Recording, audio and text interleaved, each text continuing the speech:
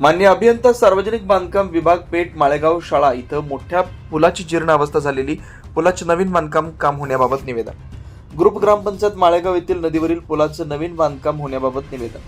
पेठ तालुक्यातील ग्रुप ग्रामपंचायत माळेगाव अंतर्गत राष्ट्रीय महामार्ग 23 सार्वजनिक बांधकाम क्रमांक 66/500 या महामार्गावरील माळेगाव शाळा फाटा येथील माळेगाव शाळा इथं नदीवरती मोठा पूल असून या पुलाची जीर्णावस्था झाली आहे. याच पुलावरून पेठ तालुक्याला जाण्याचं मुख्य दळणवळण असल्यानं एकमेव जोगमोडी पेठ आंबेपेठ हे तालुक्याचं ठिकाण आणि मुख्य बाजार आहे. पेठला ग्रामीण रुग्णालय, उच्च माध्यमिक शाळा, महाविद्यालय असल्यामुळे याच रस्त्यानं जाण्या येण्यासाठी विद्यार्थ्यांना, प्रवाशांना, वाहनधारकांना एकमेव पर्याय रस्ता असल्यामुळे या पुलाची बिकट अवस्था झालेली आहे. एसटी महामंडळाची बस राष्ट्रीय महामार्ग 23 सार्वजनिक बांधकाम क्रमांक 66/500 महामार्गावरील माळेगाव शाळा फाटा येथील पूल कमकुवत झाल्यानं रस्ता वाहतुकीस बंद करण्यात आला.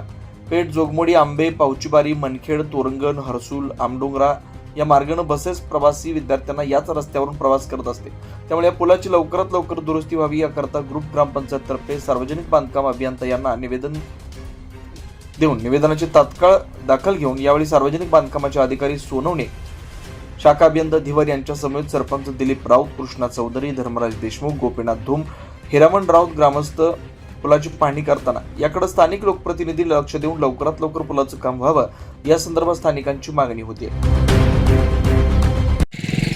आज पेठ, जोगमोडी, आंबे या रस्त्यावर रस्ता राज्यमार्ग क्रमांक 37 या रस्त्यावर काल रात्री हेवी जड लोडेड ट्रक गेल्याने अचानक इथे पुलाच्या स्लॅबला भगदाड पडलं.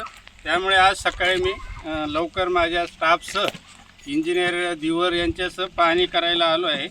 इथे प्रथमदर्शनी असं दिसून येतं आहे की पुलाचं तात्काळ यावरून वाहतूक बंद करावी लागेल आणि आजच्या आज मी त्याचं एस्टिमेट तयार करून वरती मंजुरी सह पाठवून देतो. मंजूर झाल्यानंतर लगेच दुसऱ्या दिवशी काम चालू होईल.